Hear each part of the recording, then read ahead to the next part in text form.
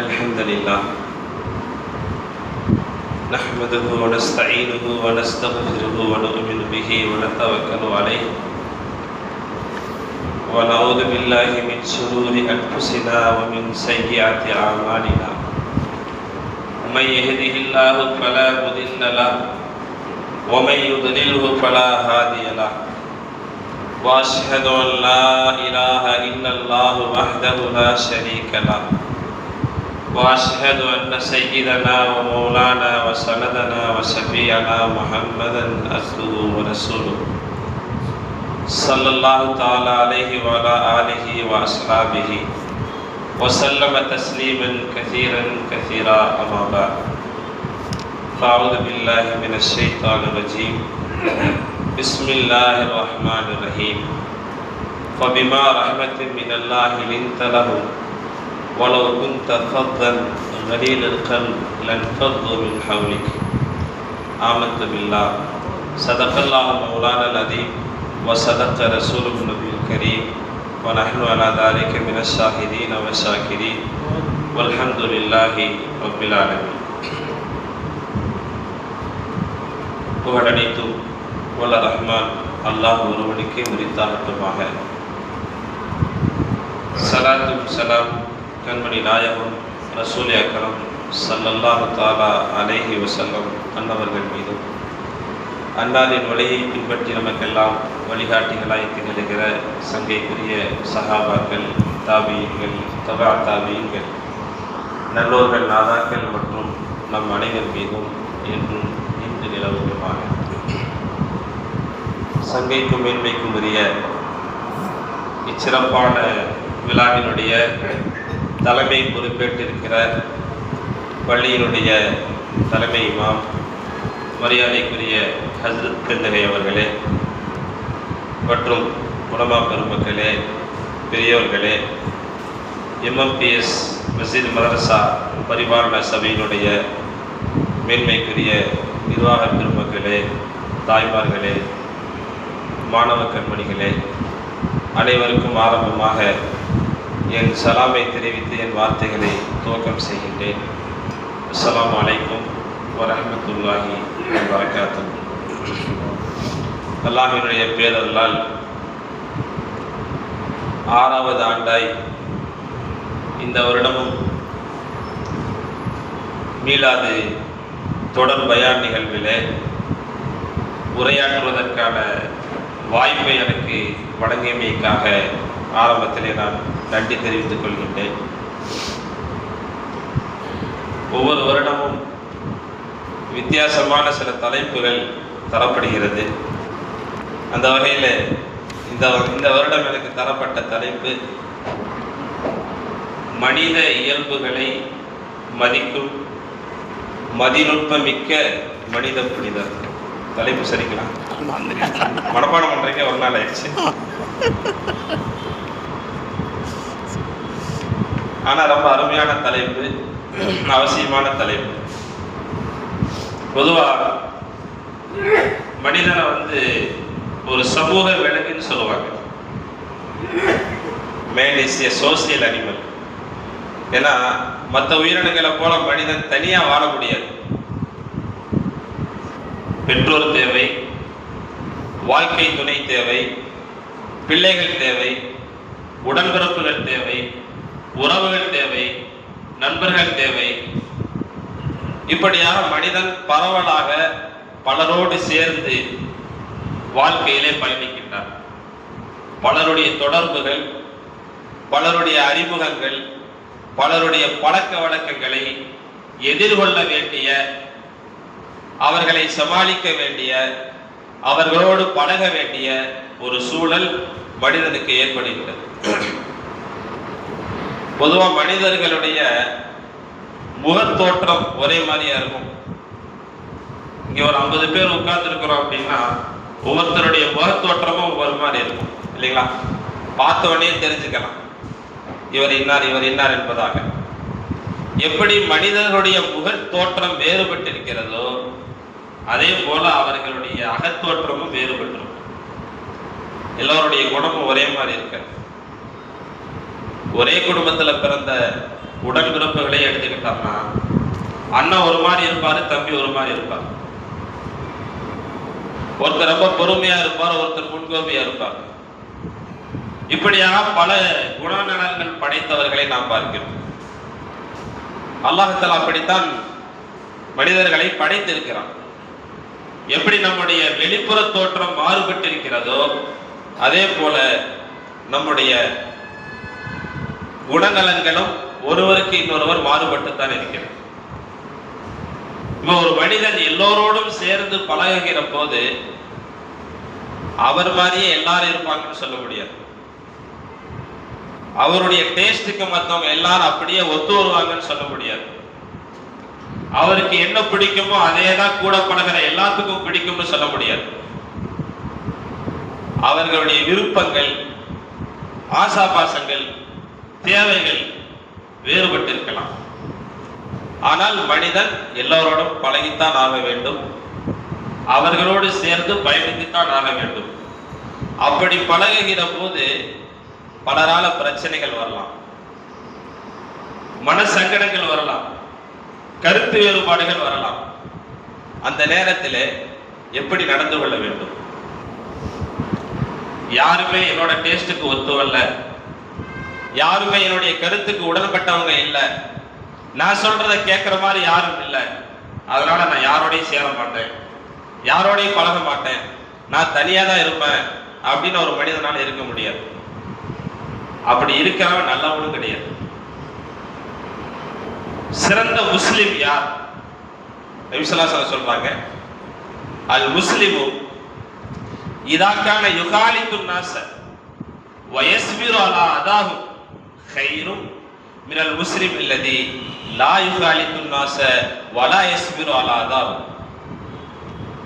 மனிதர்களோடு சேர்ந்து கலந்துரவாடி அவர்களுடைய சுக துக்கங்களிலே பங்கு கொண்டு பழகக்கூடிய மனிதன், அதனால் ஏற்படக்கூடிய பிரச்சனைகளை, அதனால் ஏற்படக்கூடிய சங்கடங்களை பொறுத்து கொள்ளக்கூடிய முஸ்லிம் இருக்கிறானே, அவன்தான் சிறந்த முஸ்லிம்.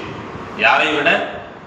மனிதர்களோடு கலந்துரவாடாத, அவர்களால் ஏற்படுகிற சிரமங்களை, பிரச்சனைகளை பொறுத்து கொள்ளாத மற்ற முஸ்லிமை விட என்பதாக நபி ஸல்லல்லாஹு அலைஹி வஸல்லம் சொல்லி காட்டுகிறார். இப்போ பலரோட கலந்து பழகத்தான் வேணும். அப்படி பழகுகிற போது பிரச்சனைகள் வரத்தான் செய்யும், மனக்கசப்புகள் வரத்தான் செய்யும். ஆனாலும் அதை பொறுத்து கொண்டு, அதை பெரிதாக எடுத்துக்கொள்ளாமல், அதனால் அவர்களை விரோதிக்காமல், வெறுக்காமல், அவர்களிடம் எப்படி நடந்து கொள்ள வேண்டும் என்று மார்க்கம் காட்டிய வழிமுறைப்படி நடப்பவன் தான் உண்மையான முஸ்லிம் என்பதை நபி ஸல்லல்லாஹு அலைஹி வஸல்லம் அவர்கள் நமக்கு சொல்லி தந்திருக்கிறார்கள். மனித இயல்புகளை எப்படி மதிக்க வேண்டும் என்பது இன்றைய கால மக்கள் அவர்களுக்கு சொல்லிக் கொடுக்க வேண்டிய ஒரு பாடம். இன்னைக்கு பர்சனாலிட்டி டெவலப்மெண்ட் கோர்ஸ் என்பதாக பல ஆயிரங்களை பீஸாக வாங்கிக் கொண்டு, கட்டணமாக வாங்கிக் கொண்டு மக்களுக்கு பாடம் நடத்தக்கூடிய நிறுவனங்கள் இருக்கின்றன. பெரிய கோட் ஷூட் போட்டுட்டு வந்து பல பேர்த்த ஏசி ரூம்ல உட்கார வச்சு அவங்கள்ட்ட இப்படி இப்படி எல்லாத்துட்டையும் நடக்கணும்னு சொல்லிக் கொடுக்கக்கூடிய பல நிகழ்வுகளை நாம் பார்க்கின்றோம். ஆனால் 1400 வருடங்களுக்கு முன்னாடியே ஒவ்வொரு மனிதரிடத்திலும் எப்படி பழக வேண்டும், எப்படி நடக்க வேண்டும், யாரிடத்தில் எந்த விதமான அணுகுமுறையை மேற்கொள்ள வேண்டும் என்பதற்கு அழகான வழிகாட்டியாக நமது உயிரினும் மேலான கண்மணி நாயகம் ஸல்லல்லாஹு அலைஹி வஸல்லம் அவர்கள் நமக்கு திகழ்கிறார்கள். அவர்கள் கற்றுத்தந்த வாழ்க்கை நெறிமுறைகளை, அதில் சிலவற்றை மட்டும் நேரம் அனுமதிக்கிற அளவுக்கு உங்களிடத்திலே பகிர்ந்து கொள்ள ஆசைப்படுகின்றேன். அதுல முதல் விஷயம் என்ன அப்படின்னா, யாரை பார்த்தாலும் வளர்ந்த முகத்தோடு இருக்கும். நபி ஸல்லல்லாஹு அலைஹி வஸல்லம் அவர்கள் சொல்லித் தருகிற அடிப்படை விஷயமே அதான். சில பேர் ரொம்ப உம்மூடு முகத்தை வச்சுக்குவாங்க. புன்னகையெல்லாம் என்ன விலை என்று கேட்கக்கூடிய தோரணை அவருடைய முகத்திலே தென்படும். நிறைய பேர் இன்னைக்கு சிரிக்கிறதே இல்லை. சிரிச்சோம்னா நம்ம சொத்தை பிடுங்கிட்டு போயிடுவாங்களோ என்னவோ நினைக்கிறாங்களோ தெரியல. அதனாலதான் ஐநா சபையில அக்டோபர் 7ஆம் தேதி உலக புன்னகை தினம் என்று கொண்டாடப்படுகிறது. புன்னகையை மறந்துவிட்ட மனிதர்களாய் வாழுகிற இன்றைய சமுதாயத்திற்கு புன்னகையை நினைவுபடுத்துவதற்காக ஒரு தினத்தையே கொண்டாட வேண்டிய ஒரு சூழல் ஏற்பட்டு விட்டதை இந்த உலகம் கண்டிருக்கிறது. 1999 இருந்து அக்டோபர் 7ஆம் தேதி என்ன தினங்க? உலக புன்னகை தினம். அன்னைக்காவது கொஞ்சம் சிரிங்களேன் அப்படின்னு சொல்றாங்க ஐநாசம். நபி ஸல்லல்லாஹு அலைஹி வஸல்லம் அவருடைய ட்ரேட் மார்க் என்ன தெரியுங்களா? எப்பவுமே மலர்ந்த முகத்தோடு இருப்பாங்க. நபி ஸல்லல்லாஹு அலைஹி வஸல்லம் சொல்றாங்க, லா தஹ்கிரன்ன மினல் மஅரூஃபி வலவ் அன் தல்க அஹாக பிவஜ்ஹி தல்கி. நற்செயல்கள் எதையுமே நீங்க சாதாரணமா நினைக்காதீங்க. இந்த செயலால, இந்த சின்ன செயலால என்ன ஆயிரம் போகுதுன்னு நினைக்காதீங்க. உங்க சகோதரரை பார்த்து நீங்கள் புன்முறுவல் செய்வதாக இருந்தாலும் சரி, அதுவும் ஒரு நல்ல செயல்கிறத சொல்றாங்க. தபஸ்ஸுமுக ஃபீ வஜ்ஹி அஹீக லக சதகா. சதக்கா அப்படின்னா பாக்கெட்டில் இருக்கிற காசு பணத்தை எடுத்து கொடுக்கறதுக்கு பேரு சதக்கா இல்லை. அது மட்டும் சதக்கா இல்லை. ஒருத்தரை பார்த்து புன்முறுவல் செய்வது, மலர்ந்த முகத்தோடு அவரை வரவேற்பது, அதுவும் ஒரு உயர்ந்த அறச்செயல், ஒரு சதக்கா என்பதாக நபி ஸல்லல்லாஹு அலைஹி வஸல்லம் அவர்கள் கூறி காட்டுவதை நாம் பார்க்கிறோம். நபி ஸல்லல்லாஹு அலைஹி வஸல்லம் அவர்களுடைய வழிமுறை அதுதான். அப்துல்லா இப்னு ஹாரிஸ் ரலியல்லாஹு அன்ஹு அவர்கள் சொல்வார்கள், மா ரஐது அஹதன் அக்ஸர தபஸ்ஸுமன் மின் ரசூலில்லாஹி ஸல்லல்லாஹு அலைஹி வஸல்லம். நபி ஸல்லல்லாஹு அலைஹி வஸல்லம் அவங்க மாதிரி புன்முறுவல் செய்கிற யாரையும் நான் பார்த்ததே கிடையாது. யாரை பார்த்தாலும் முதல்ல அவங்க புன்முறுவலோட தான் எதிர்கொள்வாங்க. எப்பவுமே புன்முறுவல். எங்க யாராவது நம்மளை பார்த்து சிரிக்கிறாங்கன்னு வைங்க, அவங்கள பார்த்து நாமளும் சிரிப்போம் தானே. அது நமக்கு பெரிய விஷயமா தெரியாது. ஆனா யாராவது நம்மளை கடுமையா கோபப்படுத்துறாங்க, கோபத்தை தூண்டி விடுறாங்க, நம்மளை டென்ஷன் ஆக்கினாங்கன்னா அப்ப நம்ம முகத்துல புண்ணாக வருங்களா? அவரை பார்த்து நம்ம சிரிப்போமா? அவரை உண்டு இல்லைன்னு பண்ணிட மாட்டோம். ஆனா நபி ஸல்லல்லாஹு அலைஹி வஸல்லம் பழக்கம் என்னன்னா, எல்லா நேரத்திலையும் புன்னகை. பிறர் சந்தோஷப்படுகிற விதத்திலே நடந்தாலும் சரி, சங்கடப்படுத்துகிற விதத்திலே நடந்தாலும் சரி, யாரை பார்த்தாலும் புன்னகையோடு இருப்பார்கள். எல்லா சந்தர்ப்பத்திலும் புன்னகையோடு இருப்பார்கள் என்று சொன்னால் அது நபி ஸல்லல்லாஹு அலைஹி வஸல்லம் அவர்கள் மட்டும் தான் இருக்க முடியும். சஹாபாக்களோடு வீதியிலே நடந்து செல்கிறார்கள். கிராமப்புறத்து அரபிய ஒருத்தர் வருகிறார். அவர் கழுத்திலே ஒரு துண்டு போட்டிருக்கிறார், கம்பளி துண்டு போட்டிருக்கிறார். வந்தவர் என்ன செஞ்சாரு? ரசூலுல்லாஹ் போயிட்டே இருக்கிறாங்க. பின்னாடி அந்த கம்பளி துண்டை எடுத்து ரசூலுல்லாஹ்க்கு முன்னாடி போட்டு கழுத்தை பிடிச்சி இழுக்கிறார் தன் பக்கமா. அந்த காலத்து கம்பளி இருக்குதே, ரொம்ப ஹார்டா இருக்கும். அவர் வேகமா இழுத்ததில்ல. நபி ஸல்லல்லாஹு அலைஹி வஸல்லம் அந்த பொன்னிறமான அந்த கழுத்து என்ன ஆயிடுச்சுன்னா அந்த தழும்பு உண்டாயிருச்சு. அந்த கம்பளி துணியினுடைய தழும்பு அவர்களுடைய கழுத்திலே தெரிந்தது என்று சஹாபாக்கள் அறிவிக்கிறார். வேகமா இழுத்ததோடு முஹம்மதேன்னு கூப்பிடுறாங்க. நபி ஸல்லல்லாஹு அலைஹி வஸல்லம் திரும்புறாங்க. முகத்தில் அதே மலர்ந்த புன்னகை.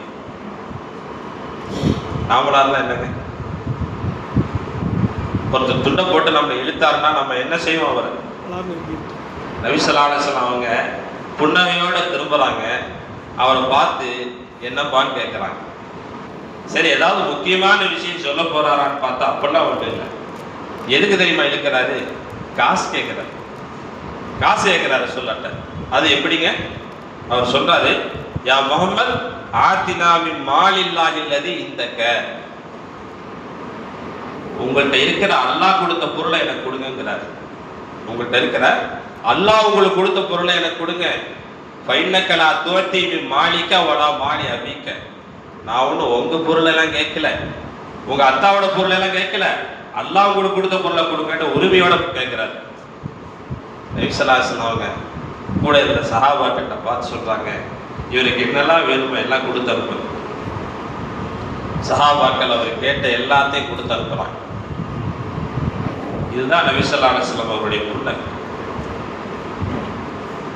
1400 ஆண்டுகள் கடந்தும் கோடிக்கணக்கான முஸ்லிம்கள் தேடி தேடி அண்ணல் பெருமானாருடைய சுன்னத்துகளை கடைபிடிக்கிறார்கள் என்று சொன்னால் அதற்கு காரணம் பெருமானார் பிறருடைய மனங்களை எப்படி ஈர்த்தார்கள் என்கிற இந்த சூட்சுமம் தான் இதில் இருக்கிறது. எப்போதும் வளர்ந்த புன்னகை தான் பிறரை வெற்றி கொள்வதற்கு, பிறரை கவர்வதற்கு, பிறருடைய உணர்வுகளை மதிப்பதற்குண்டான முதல் தரமான வழிமுறை என்பதை அண்ணலார் நமக்கு காட்டுகின்றார். இரண்டாவது விஷயம், அடுத்தவங்க மேல நம்ம அக்கறையோட செயல்படும். அதாவது நாம அடுத்தவங்களுக்கு எந்த அளவுக்கு முக்கியத்துவம் கொடுக்கிறோமோ அந்த அளவுக்கு தான் அடுத்தவங்க நமக்கு முக்கியத்துவம் கொடுப்பாங்க, இல்லைங்களா? ஒருத்தர் வர்றாரு ஒரு அச்சத்திட்ட, அதில் என் பையன் நான் பேசினா காது கொடுத்து கேட்க மாட்டேங்கிறான், நான் வாட்டுக்கு பேசிட்டே இருக்கேன், அவன் வாட்டுக்கு வேற ஏதோ வேலை செஞ்சுட்டே இருக்கிறான், என்னை அலட்சியப்படுத்துறான், அவமானப்படுத்துறான், நடுக்க ஆரம்பிச்சிட்டார். அஜத்து கேட்டாராம், சரி நீங்க பேசும்போது பையன் கேட்க மாட்டேங்கிறான் அப்படிங்கிறீங்க, அவன் பேசும்போது நீங்க எப்படி நடக்கிறீங்க, உங்க ரியாக்ஷன் எப்படி இருந்துச்சுன்னு கேட்டார். அப்புறம் கொஞ்ச நேரம் யோசிச்சார். யோசிச்சு சொன்னாரு, ஆமா நான் சில நேரம் ஏதாவது முக்கியமான வேலை செஞ்சுட்டு இருப்பேன், அப்போ பையன் வருவான் ஸ்கூல்ல இருந்து அத்தா இன்னைக்கு ஸ்கூல்ல அப்படி நடந்துச்சு இப்படி நடந்துச்சுன்னு சொல்லுவான். நான் என்னோட வேலை கவனம் பாதிக்க கூடாதுங்கிறதுக்காக வேண்டி நான் உன் பக்கம் திரும்பியெல்லாம் பார்க்க மாட்டேன், நான் வாட்டுக்கு வேலை செஞ்சோம் சொல்லு சொல்லு அப்படின்னு கேட்டுட்டு இருப்பேன் அப்படின்னு அவர் சொல்லாப்பாரு சொன்னாராம். போல செய்தல் குழந்தைகள் பண்பு என்று சொல்லுவாங்க. போல செய்தல் குழந்தைகள் பண்பு. குழந்தைங்க நம்மளை பார்த்து தான் நடக்கிறாங்க, பெற்றோரை பார்த்து தான் கத்துக்கிறாங்க, சொல்லுவாங்களா இல்லையா? குழந்தைங்க கெட்ட வார்த்தையை பேச மாட்டாங்க, கேட்ட வார்த்தையை தான் பேசுவாங்க. அந்த வார்த்தை அவங்க காதுல நம்ம பேசுறோம் அப்படின்னா அதைத்தான் அவங்க வெளியில பேசுவாங்க. அப்ப நீங்க அந்த குழந்தைகிட்ட அப்படி நடக்கிறதுனாலதான் அவன் அவங்ககிட்ட அப்படி நடக்கிறான். உங்களுடைய ரியாக்ஷனை நீங்க மாத்திக்கிட்டீங்கன்னா அவனும் மாத்திக்குவான் அப்படின்னா. அப்ப பிறருக்கு நாம் எந்த அளவுக்கு முக்கியத்துவம் கொடுக்கிறோமோ அந்த அளவுக்கு தான் அவங்க நமக்கு முக்கியத்துவம் கொடுப்பாங்க. நபி ஸல்லல்லாஹு அலைஹி வஸல்லம் அவர்களுடைய சபை எப்படி இருந்தது? ஹயாத்து ஸஹாபா போன்ற கிதாபுகளிலே மிக தெளிவாக எழுதியிருக்கிறாங்க. நபி ஸல்லல்லாஹு அலைஹி வஸல்லம் சபை எப்படி இருக்குன்னா, சபையில இருக்கிற ஒவ்வொரு சஹாபியும் அனுப்பாங்களாம், நபி ஸல்லல்லாஹு அலைஹி வஸல்லம் மற்ற எல்லாத்தை விட எனக்கு தான் முக்கியத்துவம் கொடுக்கறாங்க, மற்ற எல்லாத்துடைய பேச்சை விட என் பேச்சை தான் ரசூலுல்லாஹ் ரொம்ப விரும்பி கேட்கறாங்க அப்படின்னு ஒவ்வொருத்தருமே நினைக்கிற மாதிரி ரசூலுல்லாஹ் எல்லாத்தையும் நடந்திருப்பாங்க. சில முக்கியமானவங்களை மட்டும் பக்கத்துல உட்கார வச்சு அவங்க சொல்றதை மட்டும் கேட்டுட்டு மற்றவங்க எல்லாம் தூரத்துல உட்கார வச்சுட்டு என்ன ஏதுன்னு விசாரிக்காம அனுப்புறது, அந்த மாதிரி ரசூலுல்லாஹ்வுடைய பழக்கம் இல்லை. ஹதீஸ்ல தெளிவாக எழுதியிருக்கிறாங்க, யுஅதி குல்ல ஜுலசாயிஹி நஸீபஹு. அந்த சபையில இருக்கிற ஒவ்வொருத்தருக்குமே அவருக்கு உண்டான முறையான பங்கு ரசூலுல்லாஹ் கொடுப்பாங்க. லா யஹ்சபு ஜலீசுஹு அன்ன அஹதன் அக்ரம அலைஹி மின்ஹு. யாருமே நினைக்க மாட்டாங்க நபி ஸல்லல்லாஹு அலைஹி வஸல்லம் அவங்க என்னை விட மற்றவங்களுக்கு முக்கியத்துவம் கொடுக்குறாங்கன்னு யாரும் நினைக்க மாட்டாங்க. எல்லாத்தை விட ரசூலுல்லாஹ் எனக்கு தான் முக்கியத்துவம் கொடுக்குறாங்க என்று ஒவ்வொருவரும் கருதுகிற அளவிலே பெருமானாருடைய சபை அந்த முஜ்லிஸ் அமைந்திருந்தது. யாராவது ரசூலுல்லாஹ்ட்ட பேசினாங்கன்னா வேற பக்கம் ரசூலுல்லாஹ் உடம்ப திருப்பிக்கிட்டு தலையை மட்டும் திருப்பி சொல்லுங்க அப்படின்லாம் கேட்க மாட்டாங்க. யார் பேசுறாங்களோ நேரம் அவங்க பக்கம் திரும்பிடுவாங்க. தன்னுடைய கண்களால் அவருடைய கண்களை பார்ப்பார்கள். முழு உடலையும் அவரை நோக்கி முன்னோக்குவார்கள். அவர் பேசி முடிக்கிற வரைக்கும் இடையில குறிப்பிடவே மாட்டாங்க. என்னெல்லாம் பேசுறாரோ அத்தனை கவனமா கேட்பாங்க. பேசி முடித்ததுக்கு பிறகு ரசூலுல்லாஹ் பேசுவாங்க. அப்ப அவர் பேசுறவருக்கு எப்படி இருக்கும்? நபி ஸல்லல்லாஹு அலைஹி வஸல்லம் எந்த அளவுக்கு என்னை கவனிக்கிறார்கள், என்னை முக்கியத்துவப்படுத்துகிறார்கள், என்னை கண்ணியப்படுத்துகிறார்கள், என்னை மதிக்கிறார்கள் என்கிற எண்ணம் இருக்கத்தானே செய்யும். யாராவது முசாபா பண்ணாங்கன்னா நபி ஸல்லல்லாஹு அலைஹி வஸல்லம் அவங்க தான் கையை விடுவிக்கவே மாட்டாங்க. அவரா கையை விட்டா தான் ரசூலுல்லாஹ் தன்னுடைய கையை எடுப்பாங்க. தெருவிலே சென்று கொண்டிருக்கிற போது யாராவது பின்னாடி இருந்து கூப்பிட்டா நபி ஸல்லல்லாஹு அலைஹி வஸல்லம் தலையை மட்டும் திருப்பி பார்க்க மாட்டாங்க, முழு உடலையும் திருப்பி பார்ப்பார்கள். யார் கூப்பிட்டாங்க, எதுக்காக கூப்பிட்டாங்க என்பதாக பார்ப்பாங்க. சபையில இருக்கிற ஒவ்வொருவருக்கும் பெருமானார் கொடுத்த முக்கியத்துவம் யாரையும் சாதாரணமா நினைக்கலைங்க. ஒரு கருப்பு நிற பெண்மணி, மஸ்ஜித் நபவியை கூட்டக்கூடிய வேலை செய்து வந்தார். அடிமையாக இருந்து உரிமை விடப்பட்டவர். பள்ளிவாசல சஹாபாக்கள் யாரும் இல்லாத நேரத்தில் போய் கூட்டி சுத்தமா வச்சிருப்பாங்க. ஒரு வேலை செய்கிற ஒரு சாதாரண பெண்மணி தான். ஒரு நாள் அந்த பெண்ணை காணவில்லை. நபி ஸல்லல்லாஹு அலைஹி வஸல்லம் கேட்கிறாங்க, அந்த கருப்பு நிற பெண் இருந்தாங்களே காணமைங்க. சஹாபாக்கள் சொல்றாங்க, யா ரசூலல்லாஹ், நேற்று இரவு அந்த பெண் இறந்து விட்டார், ஏன் எனக்கு சொல்லலைன்னு கேட்டாங்க. இல்லை, இரவு நேரம் உங்களை தொந்தரவு பண்ண வேண்டாம் என்பதாக நாங்களே அந்த பெண்ணை அடக்கம் செய்து விட்டோம் என்றார். நீங்க சொல்லியிருக்க கூடாதா? நான் அந்த பெண்ணுக்கு நான் தொழுகை நடத்தியிருப்பேன். ஒரு பெரிய இஸ்லாத்துக்கு பெரிய சேவை செய்த சஹாபி அல்ல, பள்ளியை சாதாரண நாட்களிலே கூட்டிக் கொண்டிருந்த ஒரு பெண்ணுக்கு நபி ஸல்லல்லாஹு அலைஹி வஸல்லம் கொடுத்த முக்கியத்துவம். அந்த பெண் எங்கேன்னு கேட்டாங்க, எங்க அடக்கம் பண்ணியிருக்குன்னு கேட்டாங்க. அந்த பெண்ணுடைய கபரை சஹாபாக்கள் காட்டினார்கள். அந்த கபருக்கு அருகிலே போய் அந்த பெண்ணுக்காக தொலை வைத்து துவா செய்தார்கள் பெருமானார். என்றால் ஒவ்வொருவருக்கும் எந்த அளவுக்கு முக்கியத்துவத்தை நாயகம் கொடுத்திருக்கிறார்கள் என்பதை யோசித்து பார்க்க. ஜும்மா குதுபா ஓதிட்டு இருக்கிறாங்க, மிம்பர்ல ஏறி. ஒரு கிராமப்புறத்து அரபி வருகிறார். குதுபா ஓதும்போது வந்தா நாமெல்லாம் என்ன செய்வோம்? அப்படியே உட்கார்ந்துருவோம், குதுபாவை கேட்போம், தொழுது படிப்போம். அவர் என்ன செய்யறாரு? குதுபா ஓதிட்டு இருக்கும் போதே ரசூலுல்லாஹ்க்கு முன்னாடி நின்றுக்கிட்டு, யா ரசூலுல்லாஹ், எனக்கு தீனை கற்றுக் கொடுங்கன்னு கேட்கிறார். உடனே நபி ஸல்லல்லாஹு அலைஹி வஸல்லம் குதுபாவை நிறுத்துகிறார்கள், கீழே இறங்கி வருகிறார்கள், அவருக்கு அருகிலே அமர்கிறார்கள், அவருக்கு மார்க்கத்தை எடுத்துச் சொல்கிறார்கள். அவர் போதுமான அளவுக்கு விளக்கம் பெற்றதுக்கு பின்னால் திரும்ப மிம்பரில் ஏறி குதுபாவை தொடர்கிறார். ரசூலுல்லாஹ் நினைச்சிருந்தா என்ன சொல்லியிருக்கலாம்? உட்காருப்பா, இந்த நேரத்தில் வந்தா கேட்கறது, குதுபானா முடியட்டும் அப்படின்ட்டு. ஆனா அவர் கிராமப்புறத்து அரபி. கிராமப்புறத்து அரபுகளுக்கு அவ்வளவு நாகரிகம் தெரியாது, அவ்வளவு விவரம் தெரியாது. திடீர்னு அவர் கொஞ்ச நேரம் உட்கார்ந்து எந்திரிச்சு போயிட்டாருன்னா கடைசியில் அந்த தீனுடைய விஷயத்தை தெரிஞ்சுக்காமே போயிடுவார்.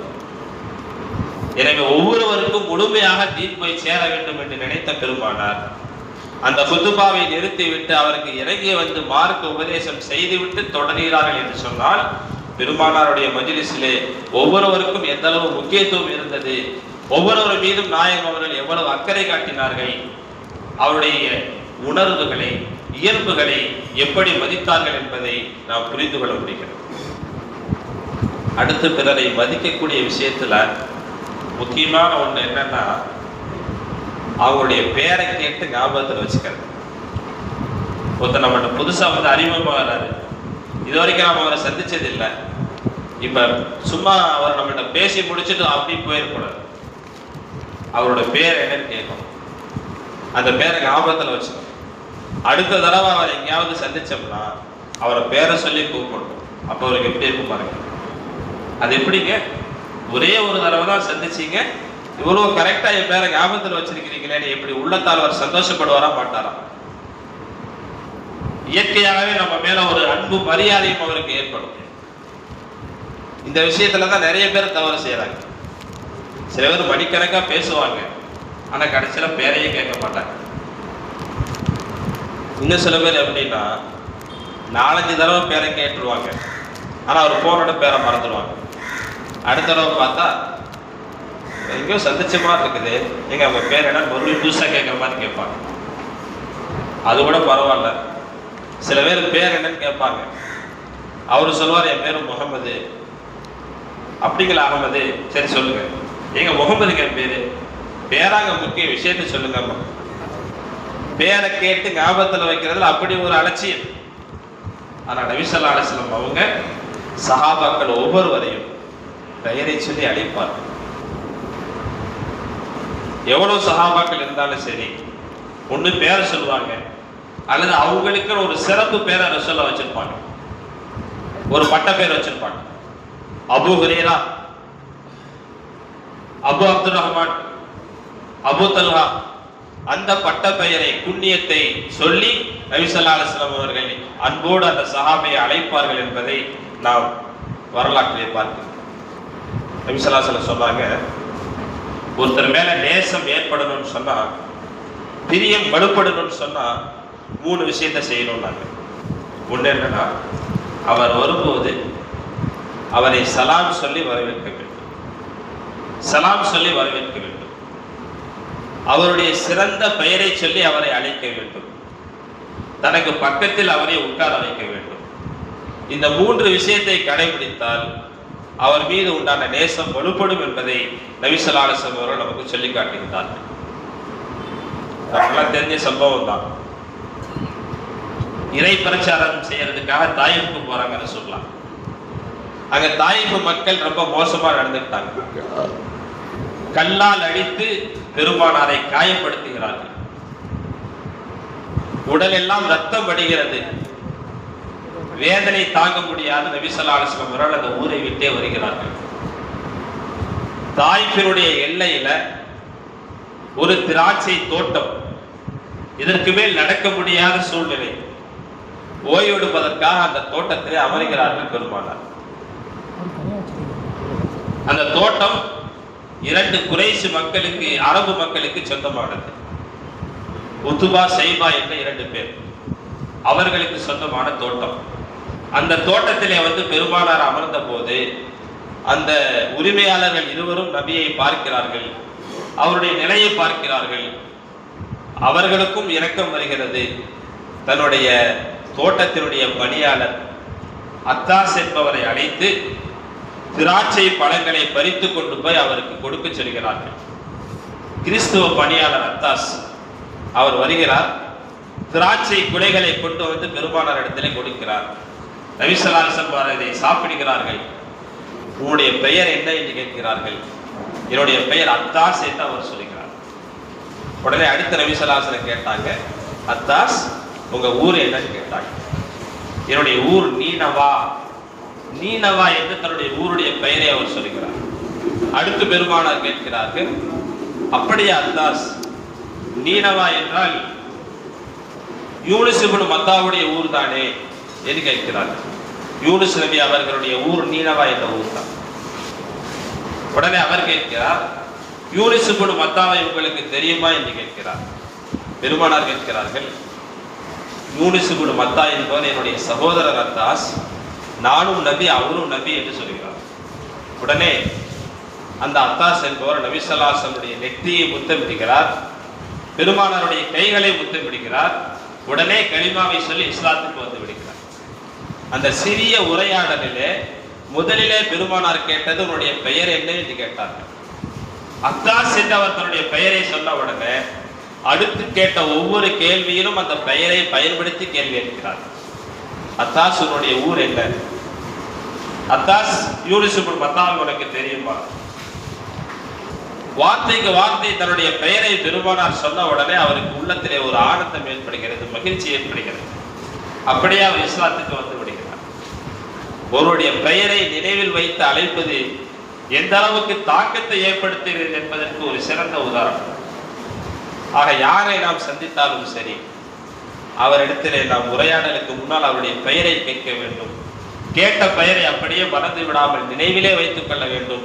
நினைவிலே வைத்துக் கொள்வதற்கான வழி என்னவென்று சொன்னால், ஒவ்வொரு முறை அவரிடத்தில் பேசுகிற போதும் அவருடைய பெயரை சொல்லி சொல்லி பேச வேண்டும். அப்படி ஒரு 4-5 முறை அவருடைய பெயரை நாம் உச்சரித்தால் அது நம்முடைய நினைவிலே பதிந்துவிடும். அவருடைய தோற்றத்தையும் அவருடைய பெயரையும் நினைவிலே நாம் வைத்துக் கொண்டோம் என்று சொன்னால், அடுத்து எந்த இடத்திலே எந்த சந்தர்ப்பத்திலே பார்த்தாலும் அவருக்கு நாம் பெயரை சொல்லி அவரை நாம் நினைவுபடுத்தினோம் என்றால் அவர்கள் மீது எல்லையில்லாத அன்புள்ளவராக, மரியாதை உள்ளவராக மாறிவிடுவார். இதையும் பெருமானார் நமக்கு கற்றுத்தருகிறார். அடுத்து 4வதாக, ஒருவருடைய உண்மையான திறமைகளை பாராட்ட வேண்டும், ஊக்குவிக்க வேண்டும்.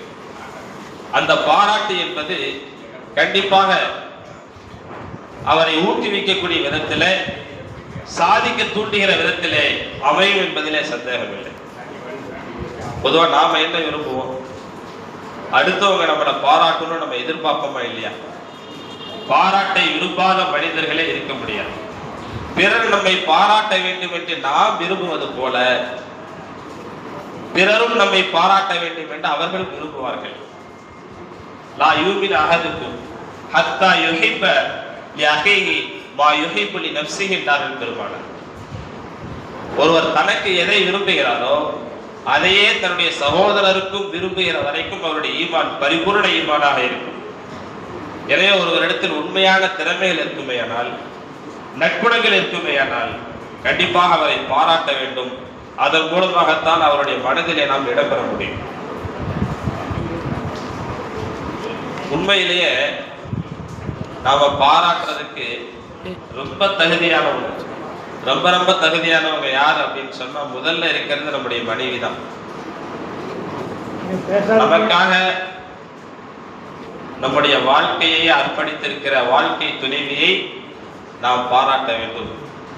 அவர்களுடைய சமையலை, அவர்களுடைய வீட்டினுடைய பராமரிப்பை, அவர்கள் நம்முடைய குழந்தைகளை பராமரிப்பதை, அவர்கள் நம்முடைய தேவைகளை நிறைவேற்றி தருவதை நாம் மனம் விட்டு பாராட்டினோம் என்று சொன்னால் அவர்கள் எந்த அளவுக்கு இன்னும் அதிகமாக நமக்கு பணிவிடை செய்ய ஆரம்பிப்பார்கள். அந்த இல்லற வாழ்க்கை எவ்வளவு இனிமையான வாழ்க்கையாக இருக்கும் என்பதை நாம் யோசித்து பார்க்க வேண்டும். நபி ஸல்லல்லாஹு அலைஹி வஸல்லம் அவர்கள் சஹாபாக்களை மிகவும் சிலாகித்து பாராட்டி இருக்கிற பல பாராட்டுதல்களை மனாக்கிபு சஹாபா போன்ற கிதாபுகளிலே நாம் பார்க்க முடியும்.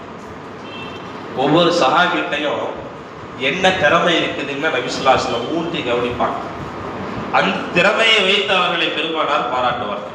உதாரணமா அபூ உபைதத் இப்னுல் ஜர்ராஹ் என்கிற அந்த சஹாபியை நபி ஸல்லல்லாஹு அலைஹி வஸல்லம் சொல்றாங்க, அமீனு ஹாதியில் உம்மா, இந்த உம்மத்திலேயே மிகவும் நம்பிக்கையானவர் இவர் என்று பாராட்டினார்கள்.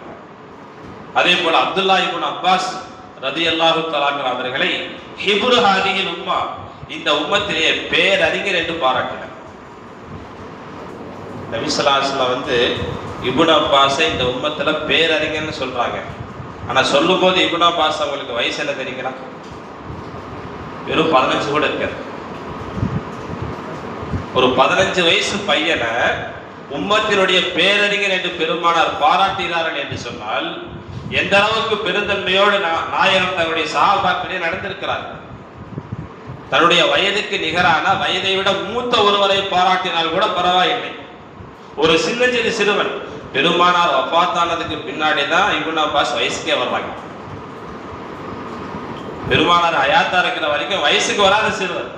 ஆனா அவருடைய அறிவு, அவருடைய மார்க்க ஈடுபாடு, கல்வியை தெரிந்து கொள்வதில் அவருடைய பேரார்வம், இதையெல்லாம் பார்த்து உம்மத்தினுடைய பேரறிஞர் என்று பெருமானார் பாராட்டியிருக்கிறார். அதே போல ஹுதைஃபா ரலியல்லாஹு அன்ஹு அவர்களை சாஹிபு சிர், ரகசியத்தை பாதுகாப்பவர் என்று பெருமானார் பாராட்டினார்கள். முஆத் இப்னு ஜபல் ரலியல்லாஹு அன்ஹு அவர்களை ஆலமு பில் ஹலாலி வல் ஹராம், இந்த உம்மத்திலே ஹலாலையும் ஹராமையும் மிக தெளிவாக அறிந்தவர் என்று முஆத் இப்னு ஜபலை பெருமானார் பாராட்டினார்கள். காலித் இப்னு வலீத் ரலியல்லாஹு அன்ஹு அவர்களை சைஃபுல்லாஹில் மஸ்ரூர், அல்லாஹ்வுடைய போர்வாள் என்று பெருமானார் பாராட்டினார்கள். ஹஜ்ரத் அலி ரலியல்லாஹு தஆலா அவர்களை அன மதீனத்துல் இல்மி வலியின் பாபுகா, நான் இல்மினுடைய பட்டணம், அலி அதனுடைய தலைவாயில் என்று பெருமானார் ஹஜ்ரத் அலியை பாராட்டினார்கள். ஹஜ்ரத் அபூ மூஸா அஷ்அரி ரலியல்லாஹு தஆலா அவர்களை தாவூது நபியுடைய அழகான குரல் வளம் உங்களுக்கு இருக்கிறது என்று பாராட்டினார்கள். இப்படி ஒவ்வொரு சஹாபியையும் அவரிடத்தில் ஒளிந்திருக்கிற திறமையை மிகச்சரியாக கண்டுபிடித்து அவர்களை பாராட்டி ஊக்குவித்து அந்த துறையிலே பிரசித்தி பெற்ற சாதனையாளர்களாக, பிற்காலத்தில் வரக்கூடிய உம்மத்துக்கு வழிகாட்டிகளாக பெருமானார் அவர்களை உருவாக்கினார்கள் என்று சொன்னால் அன்னலாருடைய அந்த பாராட்டுதல் தான் அவர்களுக்கு உந்து சக்தியாக இருந்தது என்பதை நாம் உணர முடிகின்றது. எனவே நம்முடைய பிள்ளைகளாக இருக்கட்டும், நம்முடைய உறவுகளாக இருக்கட்டும், நம்முடைய நண்பர்களாக இருக்கட்டும், நம்முடைய மாணவர்களாக இருக்கட்டும், நாம் அவர்களை தக்க தருணத்திலே பாராட்டுவதுதான் பின்னால் அவர்களை சிறந்த ஒரு முன்னேற்றம் அடைபவர்களாக, சாதனையாளர்களாக அவர்களை ஊக்குவிப்பதற்கு அது காரணமாக இருக்கும். தங்களுடைய மனைவிமார்களையும் பெருமானார் பாராட்ட தவறவில்லை. கதீஜா ரலியல்லாஹு தஆலா அவர்களை கைரு நிசாயிஹா கதீஜத்து பின்த் குவைலித், பெண்களிலேயே மிகச்சிறந்தவர் கதீஜா என்று சொன்னார். தன்னுடைய பிரிய மனைவி அன்னை ஆயிஷா ரலியல்லாஹு தஆலா அவர்களை நபி ஸல்லல்லாஹு அலைஹி வஸல்லம் பாராட்டினார்கள். ஃபதுலு ஆயிஷத்தால நிசா கஃபதுலி தரீதி அலா சாயிரி தாம். உணவுகள் அனைத்திலும் திக்கடி என்ற உணவு எப்படி சிறந்ததோ அதே போல பெண்கள் அனைவரிலும் ஆயிஷா சிறந்தவர் என்று பெருமானார் பாராட்டினார். இப்படியாக பாராட்டுதல் என்பது பிறரிடத்திலே நன்மதிப்பை பெற்றுத்தரும், பிறருடைய உள்ளத்தை கவரக்கூடிய நல்ல ஒரு நிலையை நமக்கு ஏற்படுத்தி தரும் என்பதை நாம் பார்க்கிறோம். அடுத்தபடியாக இதுவரைக்கும் நான் எத்தனை சொல்லியிருக்கிறேங்க?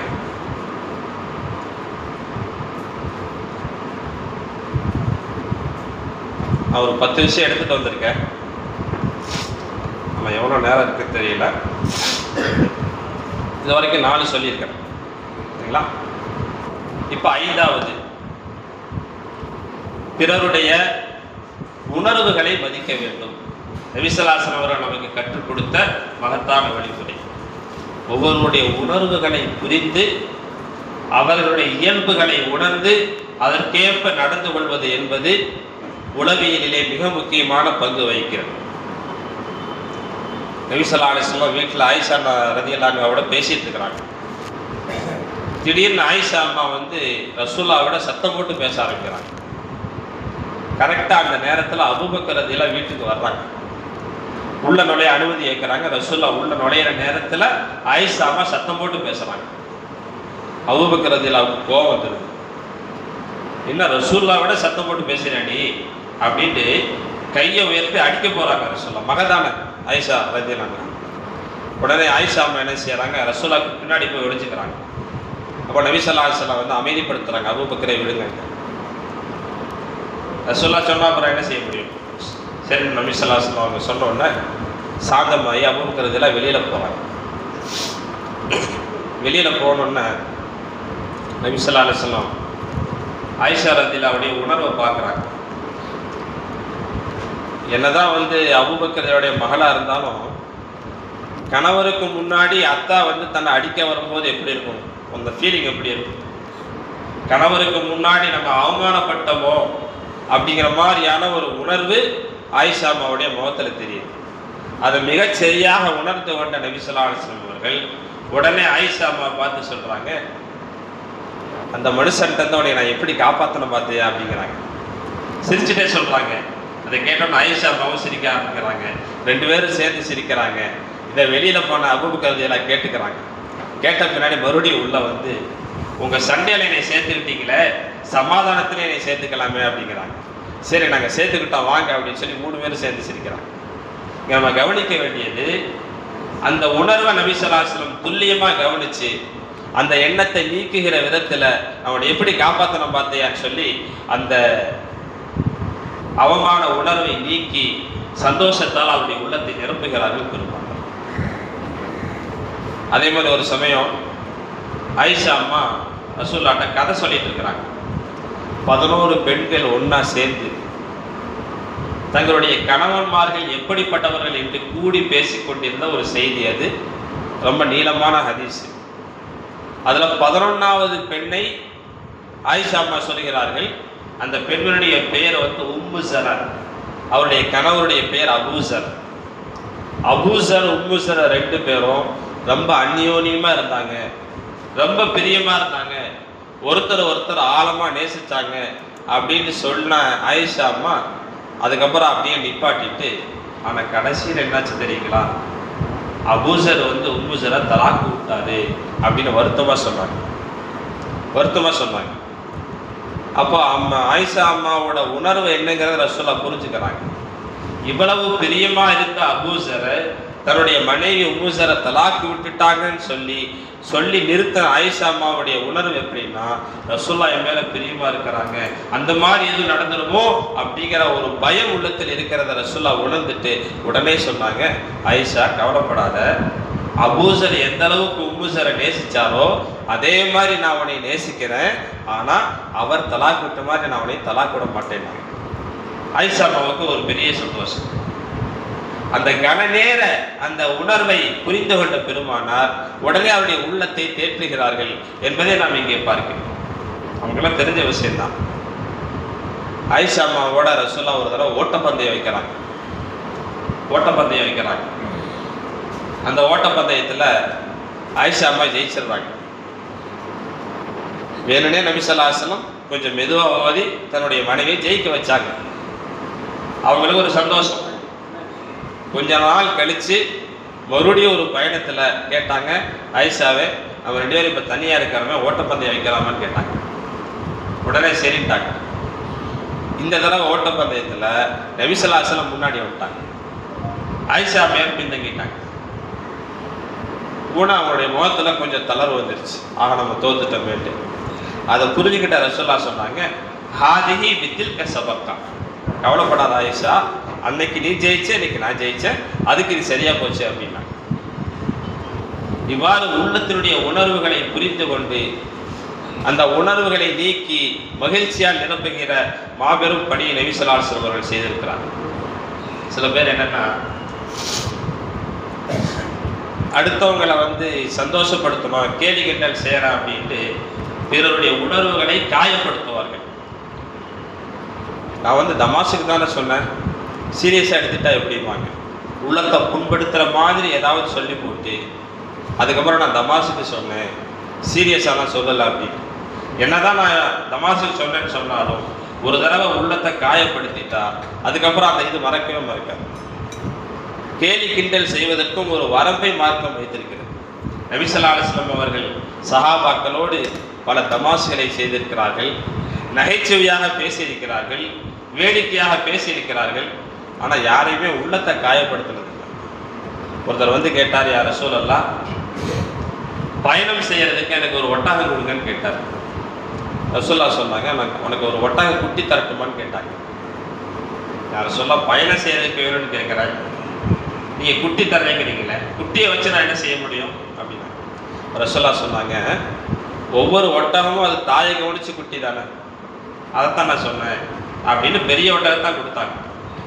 இது ஒரு சின்ன நகைச்சுவை, அதாவது பிறருடைய உள்ளத்தை காயப்படுத்தாத ஒரு நகைச்சுவை. இதைத்தான் நபி ஸல்லல்லாஹு அலைஹி வஸல்லம் செஞ்சாங்க.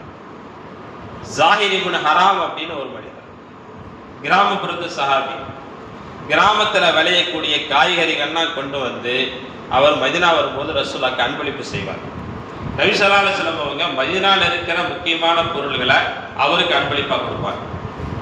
வேடிக்கையாக சொல்லுவாங்க, ஜாஹிருன் பாதியத்துனா நஹ்னு ஹாதிரு, ஜாஹிர் நம்மளுடைய கிராமம், நாம அவருக்கு நகரம் அப்படிம்பாங்க ரசூலுல்லாஹ். அவர் கொஞ்சம் அழகில்லாமல் இருப்பார், கிராமப்புறத்து மனிதர், அவர் பார்க்கறதுக்கு அழகில்லாமல் இருப்பார். ஒரு நாள் கடை வீதியில் வியாபாரம் பண்ணிட்டு இருக்கிறார்.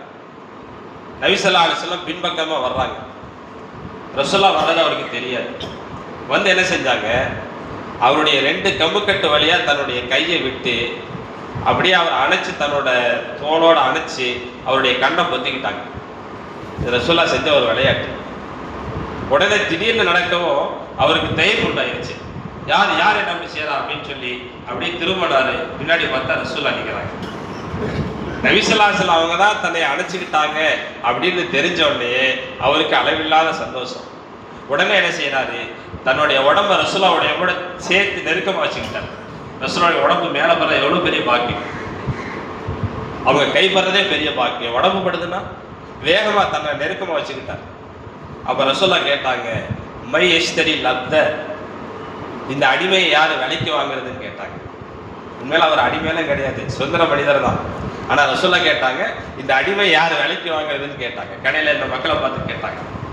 அப்போ ஜாஹிர் சொன்னார், யா ரசூலல்லாஹ், இதன் வல்லாஹி தஜிது நீ காசிதா, என்னை போய் யார் வாங்க போகிறான், அழகில்லாமல் இருக்கிற சாதாரண ஆள் நான், நீங்கள் என்னை விற்றீங்கன்னா சாதாரண கிரயத்துக்கு கூட நான் போக மாட்டேன் யார சொல்லலாம் அப்படின்னு.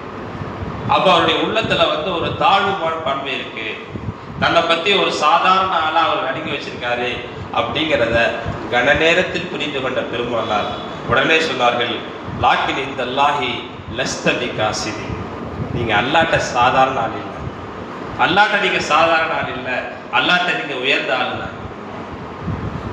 சாதாரண அந்த கிராமத்து மனிதரை கூட அவருடைய தாழ்வு மனப்பான்மையை நீக்கி அவர் அல்லாஹ்விடத்தில் உயர்ந்தவர் என்பதை சமுதாயத்துக்கு அடையாளப்படுத்தினார்கள் பெருமானார். என்றால் எந்த அளவுக்கு பிறருடைய உணர்வுகளை காயப்படுத்தாமல் அவர்களுடைய உணர்வுகளை உன்னதமாக ஆக்கி தந்தார்கள் பெருமானார் என்பதை நாம் பார்க்க வேண்டும்.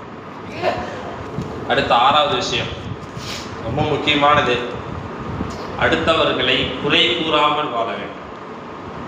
அடுத்தவர்களை குறை சொல்லாமல் வாழக்கூடிய ஒரு அருமையான பழக்கத்தை நபி அவர்கள் நமக்கு கற்றுத்தந்தார். உலகத்துல ரொம்ப ரொம்ப லேசான ஒரு விஷயம் இருக்குதுன்னா அடுத்தவங்களை குறை சொல்றது. கண்ணை மூடிட்டு ஒருத்தரை பார்த்து 10 குறைய நம்ம அள்ளி விட்டுறலாம், ரொம்ப லேசு. அது நாக்கைக்கு கஷ்டமாவே தெரியாது. அதே மாதிரி உலகத்திலேயே ஆக கஷ்டமான ஒரு காரியம் இருக்குன்னு சொன்னா நம்ம குறைய நம்ம தெரிஞ்சுக்கிறது. எங்கிட்ட இந்த குறை இருக்குது நம்ம தெரிஞ்சுக்கிறது இருக்குது உலகத்துல ரொம்ப கஷ்டம். ஆனா அடுத்தவங்களை குறை சொல்றது ரொம்ப லேசு. நபி ஸல்லல்லாஹு அலைஹி வஸல்லம் அவர்கள் யாரையுமே குறை சொன்னதில்லை, எதையுமே குறை சொன்னதில்லை. மா ஆப ரசூலுல்லாஹி ஸல்லல்லாஹு அலைஹி வஸல்லம் தஆமன் கத்து, எந்த உணவையும் பெருமானார் குறை சொன்னதில்லை. இன் அஹப்பஹு அக்கலஹு, அவர்களுக்கு பிரியம் இருந்தால் அதை சாப்பிடுவார்கள். வைல்லா தரக்கஹு, இல்லாவிட்டால் விட்டு விடுவார்கள். யாரையும் எதையுமே குறை சொல்லாமல் வாழ்ந்த உத்தமர் நபி அவர்கள். பெருமானார் ஒரு சஹாபாக்கள் யாராவது ஒரு தவறு செய்யறாங்க, அந்த தவறை திருத்தணும் அப்படின்னு சொன்னா அந்த தவறை அணுகக்கூடிய பாணியே வித்தியாசமா இருக்கும். ஒரு 10 பேத்துக்கு முன்னாடி அவர் கூப்பிட்டு, ஏப்பா நீ இந்த மாதிரிலாம் செஞ்சியா, இது தப்புன்னு தெரியாதா, இப்படி செய்யலாமா, நான் தப்புன்னு சொல்லியிருக்கேன்ல அப்படின்ட்டு பலருக்கு முன்னால் அவமானப்படுத்துகிற பாணியை என்றுமே பெருமானார் கையாண்டது. ஒரு 3 சஹாபாக்கள் வர்றாங்க, நபி ஸல்லல்லாஹு அலைஹி வஸல்லம் மனைவிமார்கள் வீட்டுக்கு போறாங்க. போய் என்ன கேட்கறாங்கன்னா, உங்க வீட்டுக்கு ரசூலுல்லாஹ் வரும்போது அவங்க எப்படி நடந்துக்கிட்டாங்க? அவங்களுடைய நோக்கம் என்ன தெரியுங்களா? நபி ஸல்லல்லாஹு அலைஹி வஸல்லம் வெளியில இருக்கும்போது என்னெல்லாம் இபாதத் செய்யறாங்கன்னு நம்ம பார்க்குறோம், அதை நாமளும் அதே மாதிரி செய்யறோம், ரைட்டு. ஆனால் ரசூலுல்லாஹ் மனைவிமார்கள் வீட்டுக்கு போனால் என்ன இபாதத் செய்வாங்க அது தெரியாதுல்ல நமக்கு. அதை தெரிஞ்சிட்டோம்னா நாமளும் அதே மாதிரி செய்யலாமே அப்படின்னு யோசிச்சு வீட்டுக்கு என்ன செய்வாங்கன்னு கேட்டாங்க. ஆனால் மனைவிமார்கள் என்ன தெரியுமா சொன்னாங்க? வீட்டுக்கு பெருசா இபாதத்தெல்லாம் செய்ய மாட்டாங்க. மனைவிமார்களுக்கு வேலை செஞ்சு கொடுப்பாங்க ரசூலுல்லாஹ். வீட்டை சுத்தம் பண்ணுவாங்க, ஆட்டிலேருந்து பால் கறப்பாங்க, ஆடை கிழிஞ்சு போயிடுச்சுன்னா அவங்களே தச்சுக்குவாங்க, செருப்பு பிஞ்சு போச்சுன்னா அவங்களே சரி பண்ணிக்குவாங்க, துணியை துவைச்சி கொடுப்பாங்க, மனைவிமார்களுக்கு வேலை செஞ்சு கொடுப்பாங்க. வீட்டுக்கு பெருமானார் செய்கிற இபாதத்து தான். இன்னைக்கு நிறைய பேர் வீட்டு வேலைகள் எல்லாம் பெண்கள் சமாச்சாரம்னு விட்டுருவாங்க. என்னதான் வீட்டுக்கு வந்தால் மனைவிக்கு ஒரு சின்ன ஹெல்ப் கூட பண்ண மாட்டாங்க. இங்கே இருக்கிற பொருள் அங்கே கூட நிறுத்தி வைக்க மாட்டாங்க. நான் தான் காலையிலேருந்து சாயந்தரம் வரைக்கும் வெளியில் போய் கஷ்டப்பட்டு வர்றேன், இந்த வேலை வேலை செய்ய சொல்லிட்டு இது என்னோட வேலையா உன்னோட வேலை தானேன்னு சொல்லுவாங்க. ஆனால் நபிமார்களுடைய சுன்னத்து, ரசூலுல்லாஹ்வுடைய சுன்னத்து மட்டுமல்ல, நபிமார்களுடைய சுன்னத்து என்னன்னா, அல்லாமா இப்னு ஹஜர் அஸ்கலானி அவங்க கிதாபில் எழுதுறாங்க, மனைவிமார்களுக்கு வேலை செய்து கொடுப்பது. மூசா அலைஹிஸ்ஸலாம் வர்றாங்க, மனைவி கூட்டிட்டு இரவு நேரத்தில் கடுமையான குளிர்னால மனைவிக்கு ரொம்ப சிரமமா இருக்குது. அப்போ மனைவி பார்த்து சொல்றாங்க, இன்னி ஆனஸ்து நாரா, தூரத்துல ஒரு நெருப்பு தெரியுது, நான் போய் அந்த நெருப்புல கொஞ்சத்தை கொண்டு வரேன், உன்னுடைய குளிரை நான் போக்குறேன்னு சொல்லிட்டு அந்த நெருப்பை எடுக்க போறாங்க. இந்த ஆயத்தை போட்டு அவங்க சொல்றாங்க, மனைவிமார்களுக்கு வேலை செய்து கொடுப்பது நபிமார்களுடைய சுன்னத். நபிமார்களே அப்படி செஞ்சிருக்காங்கன்னா நாமளும் எவ்வளோ செய்யணும். இப்போ நான் சொல்ல வந்த விஷயம் என்னன்னா, நபி ஸல்லல்லாஹு அலைஹி வஸல்லம் வீட்டுக்கு வந்தா என்ன செய்வாங்கன்ட்டு மனைவிமார்கள் சொல்லிட்டாங்க. அப்போ அந்த வந்த 3 சஹாபாக்களும் யோசிக்கிறாங்க, வீட்டுக்கு வந்தால் ரசூலுல்லாஹ் பெரிய பெரிய இபாதத்தெல்லாம் செய்வாங்கன்னு கேட்டால் இவங்க என்னன்னா இப்படி சொல்கிறாங்க. சரி, ரசூலுல்லாஹ்வுக்கு பெரிய இபாதத்தெல்லாம் செய்யணும்னு தேவை என்ன இருக்குது? அல்லாஹ் தான் அவனுடைய முன்பின் பாவங்களை மன்னிச்சிட்டானே. ஆனால் நாம் அப்படியா? நாம் இன்னும் நிறைய இபாதத் செய்யணும் அப்படின்னு சொல்லிட்டு அவங்க 3 பேர் சேர்ந்து ஆளுக்கு ஒரு சத்தியம் பண்ணுறாங்க. அதில் ஒருத்தர் சத்தியம் பண்ணுறாரு, இனிமே நான் இரவு முழுக்க தொழுதுட்டே இருப்பேன், நான் தூங்கவே மாட்டேன் அப்படின்னு சத்தியம் பண்ணுறாரு. 2வது சஹாபி சத்தியம் பண்ணுறாரு, நான் பகல் முழுக்க நோன்பு வச்சுட்டே இருப்பேன், ஒரு நாள் கூட நோன்பை விட மாட்டேன்னு சத்தியம் பண்ணுறாரு. 3வது சஹாபி இன்னும் கல்யாணம் ஆகாதவர், அவர் சத்தியம் பண்ணுறாரு, என் வாழ்க்கையில் நான் கல்யாணமே பண்ண மாட்டேன், இப்படியே இருப்பேங்கிறார். 3 பேர் கூடி பேசிட்டு போயிட்டாங்க. இந்த விஷயம் பெருமானாருடைய காதுக்கு வருது. உடனே என்ன செஞ்சாங்க, சஹாபாக்கெல்லாம் கூப்பிடுறாங்க. அவங்க 3 பேர்த்த மட்டும் தனியாக கூப்பிடல, அவங்களோட சேர்த்து சஹாபாக்களையும் கூப்பிடுறாங்க. மிம்பரில் ஏறுறாங்க. மிம்பரில் ஏறி சொல்றாங்க, சில பேர்த்துக்கு என்ன ஆச்சு, மாபால் அக்குவாமி எஃபரோட கதாவ கதா, சில பேர்த்துக்கு என்ன ஆச்சு, ஏன் இப்படிலாம் சத்தியம் பண்றாங்க? நான் அல்லாஹ்வுடைய தூதர், நான் இரவில் தொழவும் செய்கின்றேன், தூங்கவும் செய்கின்றேன், நான் பகலில் நோன்பு வைக்கவும் செய்கின்றேன், நோன்பை விடவும் செய்கின்றேன், நான் பெண்களை மனமுடித்திருக்கின்றேன்.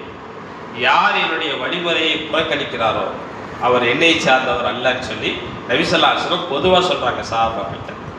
அந்த 3 பேர்த்துக்கு மட்டும் தெரியும் ரசூலுல்லாஹ் டார்கெட் பண்ணது நம்மளை தாங்க. ஆனால் அவங்கள மட்டும் கூப்பிட்டு மற்றவங்களுக்கு முன்னாடி விசாரிச்சு அப்படின்லாம் சொல்லலை. இதுதான் நபியுடைய பாட்டு. அதே மாதிரி சில பேர் சில வித்தியாசமான நிபந்தனைகளை ஒரு வியாபாரத்திலே விதித்தார்கள் என்பதை தெரிந்தவுடனே சஹாபாக்களை எல்லாம் கூப்பிட்டு நபி ஸல்லல்லாஹு அலைஹி வஸல்லம் அவங்களுக்கு முன்னாடி சொன்னாங்க, சில பேர்த்துக்கு என்ன ஆச்சு, ஏன் அல்லாஹ்வோட கிதாபுல இல்லாத நிபந்தனைகளை எல்லாம் விதிக்கிறார்கள்? அல்லாஹ்வுடைய கிதாபுல வேதத்தை இல்லாத நிபந்தனைகளை ஒருவர் விதிப்பாரையானால் அவர் 1000 நிபந்தனை விதித்தாலும் அது செல்லாது என்றார். ஆனால் அந்த குறிப்பிட்டவங்களை மட்டும் கூப்பிட்டு ரசூலுல்லாஹ் விசாரிக்கிறார். எல்லாத்தையும் வச்சு பொதுவாக சொன்னாங்க. அதே மாதிரி தொழுகை நடந்துட்டு இருக்கும்போது சில பேர் அப்படியே வானத்தை பார்ப்பாங்க. பொதுவாக நபி ஸல்லல்லாஹு அலைஹி வஸல்லம் அவங்களுக்கு அல்லாஹ் சில நேரங்களில் ஒரு மோஜிசா கொடுத்துருந்தா, ரசூலுல்லாஹ்வுக்கு பின்னாடியும் பார்வை தெரியும். பின்னாடி கண் இருந்துச்சுன்னு அர்த்தம் அல்ல, பின்னாடி கண் இருந்தால் நல்லா இருக்கும். பின்னால் பார்க்கக்கூடிய ஆற்றலை அல்லாஹ் பெருமானாருக்கு கொடுத்திருந்தால் எல்லா நேரத்திலும் அல்ல, சில நேரங்களில், குறிப்பாக தொழுகையுடைய நேரங்களில் ரசூலுல்லாஹ் முஸல்லால நின்று தொழு வச்சுட்டு இருப்பாங்க. பின்னாடி சஹாபாக்கள் ஏதாவது தவறா நடந்துட்டாங்கன்னா ரசூலுல்லாஹ்க்கு தெரிஞ்சிடும். அப்ப சில பேர் வானத்தை பார்த்துட்டே இருந்தாங்க தொழுகையில.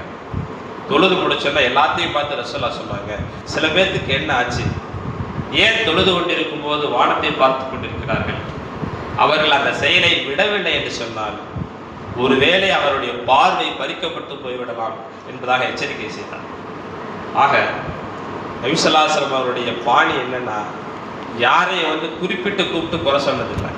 ஒரு தவறு நடக்கிறது என்று சொன்னால் அதை பொதுவாக சொல்லி யார் அதை செய்தார்களோ அவர்கள் அதை உணர்ந்து திருத்திக் கொள்ளுகிற விதத்திலே நபி அவர்கள் அதை திருத்துவார்களே தவிர பிறருக்கு முன்னாலே வைத்து அவர்களை விசாரிக்கக்கூடிய பாணி நபி அவர்களுக்கு ஒருபோதும் இருந்தது.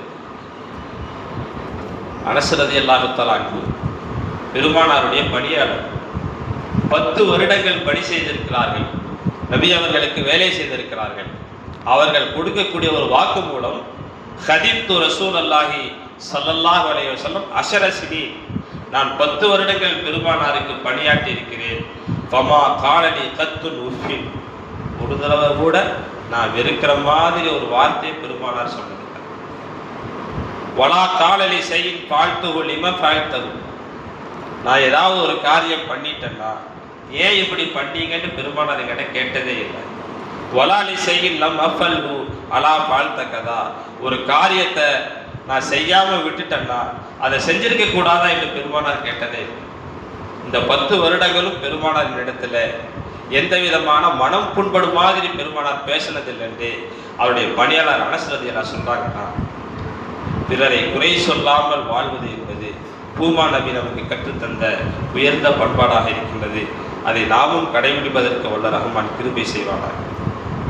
அடுத்து 7வது, பிறருடைய தவறை தவறு என்பதாக உணர வைக்க வேண்டும். தவறுன்னு உணர வைக்காமே அவரை கண்ட மாதிரி திட்டுறது, அவர் அசிங்கப்படுத்துறது, அது நல்ல முறை அல்ல.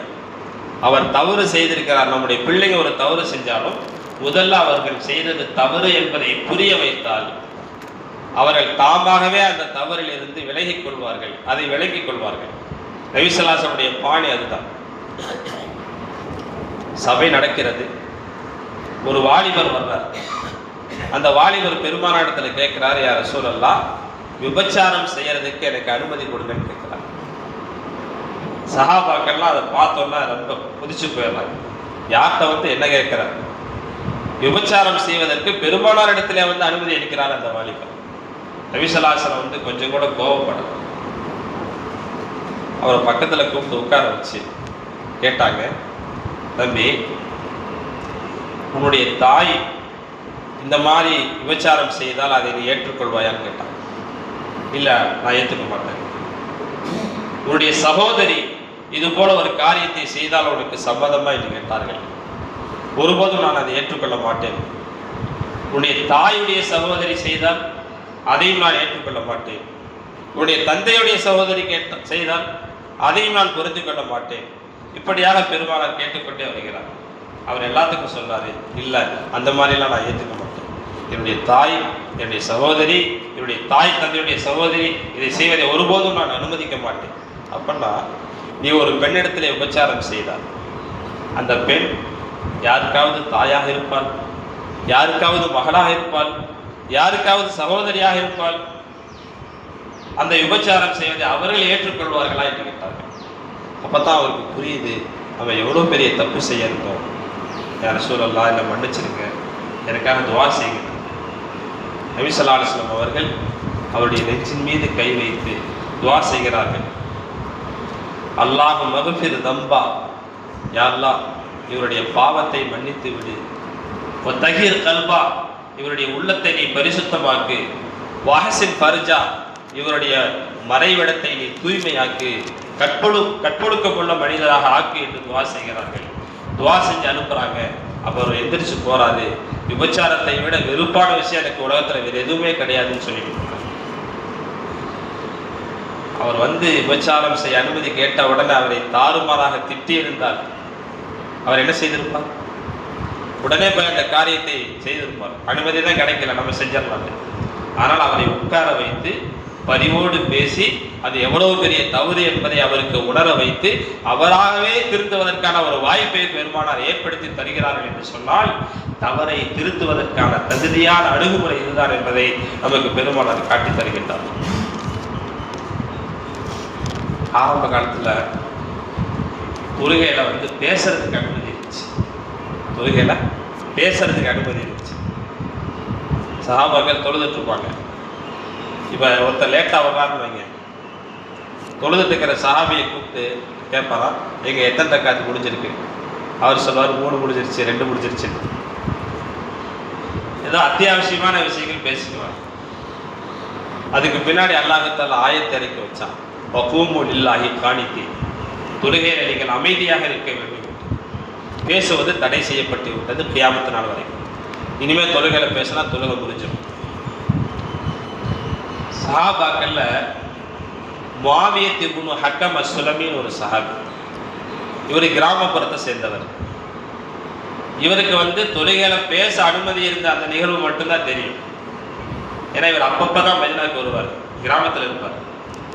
தொழுகையில பேசுவது தடை செய்யப்பட்ட விஷயம் அவருக்கு தெரியல. அதுக்கு பின்னாடி ஒரு தடவை வந்தாரு. மஸ்ஜித் நபவியில தொழுகை நடந்துட்டு இருந்துச்சு. சஹாபாக்கள் அமைதியா நின்று தொழுதுட்டு இருந்தாங்க. இவரும் என்ன செஞ்சாரு, பக்கத்துல போய் தக்பீர் கட்டி நின்ட்டார். பக்கத்துல இருந்த ஒரு சஹாபி வந்து தும்முறாங்க. தும்மனா என்ன சொல்லுங்க, எஹமுக்கல்லான்னு சொல்லுவோம். ஒருத்தர் தும்மறாரு, தும்மி அல்ஹம்துலில்லாஹ் சொல்றாருன்னா நாம என்ன செய்வோம், எஹமுக்கல்லான்னு சொல்லணும். ஆனால் தொழுகையில சொல்லாமா? தொழுகையில சொல்லக்கூடாது. இப்போ அவர் என்ன செய்யறாரு, இவர் தும்மனதை கேட்டோன்னா எஹமுக்கல்லான்ட்டு சத்தமா. பக்கத்துல சஹாபாக்கள் வந்து இவரை பார்த்து முறைச்சாங்க, ஏன்னா தொழுகையில பேசக்கூடாது. உடனே அவர் பார்த்துட்டு, ஏன் என்னை பார்த்து மறைக்கிறீங்க? நான் அவருக்கு துவா தானே செஞ்சேன், அதுக்கு போய் என்னை மறைக்கிறீங்களே அப்படின்னாரு. அப்போ சஹாபாக்கள் இன்னும் வேகமாக மறைக்கிறாங்க. சரி பேசாமல் விட்டார். தொழுது முடிச்சாச்சு. சஹாபாக்கள் எல்லாரும் தொழுது முடிச்சோன்னு அவரையே பார்க்குறாங்க. நல்லா மாட்டிக்கிட்டார் பெருமானார்ட்ட. நபி ஸல்லல்லாஹு அலைஹி வஸல்லம் கூப்பிடுறாங்க. அவர் பயந்துட்டே போறார். கிட்ட போய் உட்கார வச்சு அவரை பார்த்து சொல்றாங்க, இன்ன ஹாதிஹி ஸலாத்த லா யஸ்லஹு ஃபீஹா ஷைஉன் மின் கலாமின் நாஸ். பாருங்க, இந்த தொழுகை, இந்த தொழுகையில இனிமே மனிதனுடைய பேச்சுக்கெல்லாம் வேலையே கிடையாது. மனிதனுடைய பேச்சுக்கு அவசியமே இல்லை. இன்னமா ஹிய தஸ்பீஹுன் வ தஹ்மீதுன் வ தக்பீருன் வ திலாவத்துல் குர்ஆன். அல்லாஹ்வை புகழ்றது, அல்லாஹ்வை தஸ்பீஹ் செய்யறது, தக்பீர் சொல்றது, குர்ஆன் ஓதுறது, இதைத்தான் தொழுகையில செய்யணுமே தவிர வேற எதுவுமே செய்யக்கூடாது. குறிச்சா அப்படிங்கிறார். உடனே அவர் ரொம்ப சந்தோஷமா, ஆகா ஏதோ திட்டுவாங்க நினைச்சோம், நல்ல வேளை நம்ம தப்பிச்சோம் அப்படின்ட்டு நபி ஸல்லல்லாஹு அலைஹி வஸல்லம் எப்படி அவர்கிட்ட நடந்துட்டாங்க அப்படிங்கிறத அவர் வெளியில வந்து சொல்லி காட்டுறாரு. மாராய்த்து முஅல்லிமன் கபலஹு வலா பாதஹு அஹ்ஸன தஅலீமன். இந்த மாதிரி ஒரு ஆசிரியரை, இந்த மாதிரி போதிச்சு தவற உணர்த்தக்கூடிய ஒரு ஆசிரியரை இதுக்கு முன்னாடியும் நான் பார்த்தது கிடையாது, இதுக்கு பின்னாடியும் நான் பார்த்தது கிடையாது. இப்போ வல்லாஹி மா கஹரணி வலா கஹரணி வலா தரபனி வலா சதமணி. அல்லாஹ் மேல சத்தியமா அவர் என்னை கண்டிக்கவும் இல்லை, அவர்கள் என்னை தண்டிக்கவும் இல்லை, அவர்கள் என்னை அடிக்கவும் இல்லை, அவர்கள் என்னை திட்டவும் இல்லை என்பதாக பெருமானாருடைய இந்த அழகிய நடைமுறையை அவர்கள் சிலாகித்து சொல்கிறார். ஒரு தவறை அதை உரிய விதத்திலே உணர்த்தினால் அவர்களே தவறில் இருந்து விலகி விடுவார்கள். நம்ம அடிக்கடி கேள்விப்பட்ட விஷயம்தான். மஸ்ஜித் நபவிக்கு ஒரு கிராமப்புறத்து மனிதர் வர்றார். ரசூலுல்லாஹ்க்கு சலாம் சொல்றார். சலாம் சொல்லிட்டு உள்ள போய் தொழுகிறாரு. வெளிப்பள்ளியில மஜ்லிஸ் நடந்துட்டு இருக்குது. இவர் தொழுதவர் என்ன செய்யறாரு, ஒரு துவா செய்யறாரு. என்ன துவானா, அல்லாஹு மர்ஹம்னி வ முஹம்மதா, அல்லாஹு மர்ஹம்னி வ முஹம்மதா வலா தர்ஹம் மஅனா அபதா. யா அல்லாஹ், எனக்கும் முகமதுக்கு மட்டும் நீ ரஹமத் செய்யி, வேற யாருக்கு ரஹமத் செய்யாத அப்படின்னு துவா செய்ய. அதுவும் மெதுவாக செஞ்சா பரவாயில்ல, எல்லாத்துக்கும் கேட்குற மாதிரி சத்தம் போட்டு செய்யறாரு. செஞ்சு முடிச்சுட்டு அவர் செஞ்ச இன்னொரு வேலை என்ன தெரியுங்களா, அந்த பள்ளிவாசலுடைய ஒரு ஓரத்தில் போய் சிறுநீர் கழிக்க ஆரம்பிச்சிட்டார். பள்ளிவாசல்னா உள்பள்ளிங்க, தொழுகை நடக்கிற உள்பள்ளி. அந்த காலத்தில் மஸ்ஜித் நபவி என்னங்க, மண் தரை தானே. அந்த மண் தரையில் போய் உள்பள்ளியில் போய் சிறுநீர் கழிக்கிறார். நான் ஒரு கிராமத்து மனிதன், பண்பாடு தெரியாதவர், நாகரிகம் தெரியாதவர், பள்ளியினுடைய கண்ணியம் தெரியாதவர். சஹாபாக்கள்லாம் எப்படி இருக்கும், வேகமா எதிர்ச்சிட்டாங்க சஹாபாக்கள். என்ன மாதிரி காரியத்தை பண்றாரு இருந்தாலும் நபி ஸல்லல்லாஹு அலைஹி வஸல்லம் உட்கார்ந்து அவசரப்படாது. சஹாபாக்களை பார்த்து ரசூலுல்லாஹ் சொன்ன வார்த்தை என்ன தெரியுங்களா, ஃபைன்னமா புஇத்தும் முயஸ்ஸிரீன் வலம் துபஅது முஅஸ்ஸிரீன். மக்களுக்கு நீங்கள் எளிமைப்படுத்தி தருவதற்கு தான் அனுப்பப்பட்டிருக்கிறீர்கள், மக்களை சிரமப்படுத்துவதற்கு நீங்கள் அனுப்பப்படவில்லை.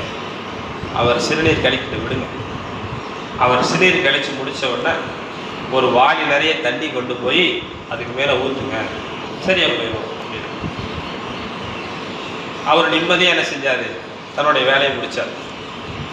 முடிச்சுட்டு எந்திரிச்சு வந்தோடனே நபி ஸல்லல்லாஹு அலைஹி வஸல்லம் என்ன செஞ்சாங்க, அவரை கூப்பிட்டாங்க. கூப்பிட்டு பக்கத்தில் உட்கார வச்சு சொன்னாங்க, அதே விஷயம்தான். இன்னமாஹியல் திக்ரில்லாஹி வஸ்ஸலாத்தி வக்ராத்தில் குர்ஆன். இங்கே பாருங்க, இது பள்ளிவாசல். இந்த பள்ளிவாசல் எதுக்குன்னு சொன்னால் அல்லாஹ்வை திக்ரு செய்யறது, தொழுகிறது, குர்ஆன் ஓதுறதுக்கு தான் இந்த பள்ளிவாசல். இன்ன ஹாதியில் மசாஜித லா தஸ்லஹு லிஷைஇன் மின் ஹாதல் பௌலி வல் கத்ர். சிறுநீர் கழிக்கிறதுக்கோ குப்பை கூடங்களை போடுறதுக்கோ இந்த பள்ளிவாசல் அல்ல அப்படின்னு அவருக்கு புரிய வைக்கிறாங்க. அப்படிங்களா, இனிமேல் நான் செய்ய மாட்டேன் அப்படின்ட்டு அவராக சொல்லிட்டு எதிர்த்து போயிட்டார். யோசிச்சு பாருங்க, அவர் சிறுநீர் கழிக்கும் போது சஹாபாக்கள் வேகமாக எந்திரிச்சாங்கல்ல, ரசூலுல்லாஹ் வந்து சரி அவங்க செய்யட்டும்னு விட்டுருந்தாலும் என்ன ஆயிருக்கும். எல்லாம் திரண்டு தன்னை நோக்கி வர்றதை பார்த்தோன்னே சிறுநீர் கழிச்சுட்டு இருந்த அந்த மனிதர் அப்படியே சிறுநீர் கழிக்க எந்திரிச்சிக்கிட்டு அங்கிட்ட ஓடுவார். பள்ளிவாசலில் ஒரு இடத்துல பட வேண்டிய சிறுநீர் பள்ளிவாசல் முழுக்க தெரியும். சிறுநீர் அடக்கிறதுனால பல வியாதிகள் வரும்னு மருத்துவர் சொன்னார். உடல் ரீதியான பாதிப்பு, அவருக்கு திடீர்னு அந்த பரேஷன் ஆகி மன ரீதியான பாதிப்பு, பள்ளிவாசல் முழுக்க அசுத்தம், கொஞ்ச நேரத்தில் எவ்வளோ பெரிய கலாபரம் நடந்து போயிடும். ஆனால் இதெல்லாம் நபி ஸல்லல்லாஹு அலைஹி வஸல்லம் அவங்க ஒரே வார்த்தையில் அடக்கிட்டாங்க.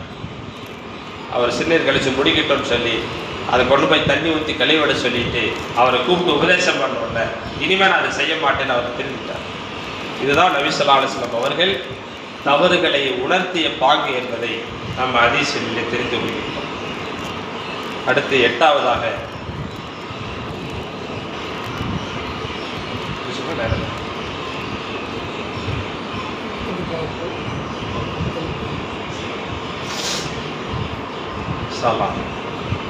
ஏழு விஷயங்களை உங்களுக்கு முன்னாலே நான் எடுத்து வைத்திருக்கின்றேன்.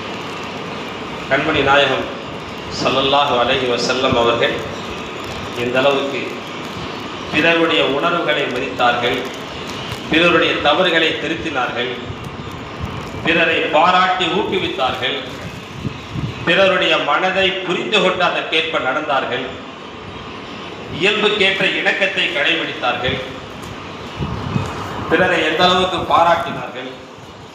இந்த தன்மைகளை நாமும் நம்மிடத்திலே மேற்கொண்டோம் என்று சொன்னால் கண்மணி நாயகம் ஸல்லல்லாஹு அலைஹி வஸல்லம் அவர்களை எந்த அளவுக்கு நாம் நேசிக்கிறோமோ அதே போல நம்மீதும் மக்கள் நேசம் கொள்வார்கள், நம்மை விரும்புவார்கள், நாம் சொல்லக்கூடிய நல்ல விஷயங்களை ஏற்று நடப்பார்கள், நாம் சொல்லக்கூடிய உபதேசங்களை கேட்டு நடப்பார்கள், நாம் தடுக்கக்கூடிய தவறுகளை விட்டு அவர்கள் தவித்துக் கொள்வார்கள். அந்த உன்னதமான நடைமுறைகளை, வாழ்க்கை வழிமுறைகளை நம் வாழ்வின் நெறிமுறைகளாக நாம் கடைபிடிப்பதற்கு வல்ல ரஹ்மான் கிருபை செய்வானாக என்று துஆ செய்தவனாக இந்த வாய்ப்புக்கு மீண்டும் ஒரு முறை நன்றி கூறி என்னுடைய வார்த்தைகளை நிறைவு செய்கின்றேன். வாஹிரு தாவானா அனில் ஹம்துலில்லாஹி ரப்பில் ஆலமீன். அஸ்ஸலாமு அலைக்கும் வரஹ்மத்துல்லாஹி வபரகாத்துஹு.